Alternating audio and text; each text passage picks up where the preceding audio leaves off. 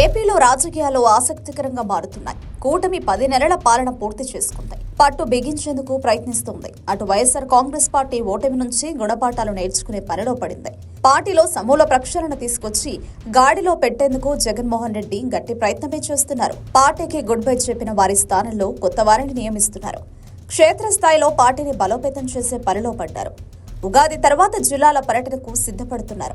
మరోవైపు తాడేపల్లి కార్యాలయం వద్ద భారీ ప్రజా దర్బార్ నిర్వహించేందుకు ఏర్పాట్లు జరుగుతున్నాయి. తనను కలిసేందుకు వచ్చే వారికి అక్కడ భోజన ఏర్పాట్లు సైతం చేస్తున్నారు. అయితే శాసనసభకు హాజరు కాకుండానే ఓ 7 రిజిస్టర్లో సంతకాలు పెట్టారంటూ స్పీకర్ అయ్యన్న పాత్రుడు సంచలన కామెంట్స్ చేసిన సంగతి తెలిసిందే. దీనిపై వైఎస్ఆర్ కాంగ్రెస్ పార్టీలో బలమైన చర్చ నడుస్తోంది. అయితే అదే స్పీకర్ అయిన పాత్రుడు జగన్మోహన్ రెడ్డి ప్రభుత్వం నుంచి జీతం తీసుకోవడం లేదని తేల్చి చెప్పడం ఇప్పుడు హాట్ టాపిక్ అవుతోంది. సోషల్ మీడియాలో సైతం వైరల్ అవుతోంది.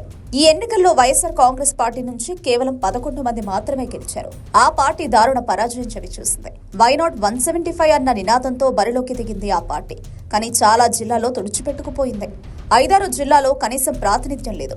నిబంధనల మేరకు ప్రతిపక్ష హోదా ఇవ్వలేమని కూటమి ప్రభుత్వం తేల్చేసింది. అటు స్పీకర్ సైతం ఈ విషయంలో స్పష్టతనిచ్చారు. అయితే తమకు ప్రతిపక్ష హోదా ఇచ్చే వరకు అసెంబ్లీకి హాజరు కాకూడదని జగన్మోహన్ రెడ్డి నిర్ణయించుకున్నారు.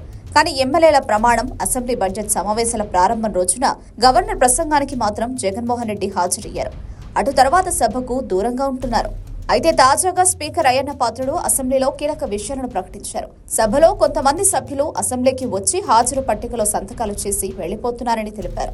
ముఖ్యంగా వైఎస్ఆర్ కాంగ్రెస్ పార్టీ ఎమ్మెల్యేలు బాల నాగిరెడ్డి, తాటిపర్తి చంద్రశేఖర్, వేగం మత్స్యలింగం, విరూపాక్ష, విశ్వేశ్వరరాజు, అమర్నాథ్ రెడ్డి, దాసరి సుధలు ఉన్నారని అసెంబ్లీ వేదికగా ప్రకటించారు. అయితే దీనిపై జనసేన ఎమ్మెల్యే కొడతాల రామకృష్ణ కీలక సూచన చేశారు. ప్రజల సొమ్ము జీతంగా తీసుకుంటూ సభకు రాకుండా సంతకాలు పెట్టడంపై ఎథిక్స్ కమిటీకి నివేదించాలని సూచించారు.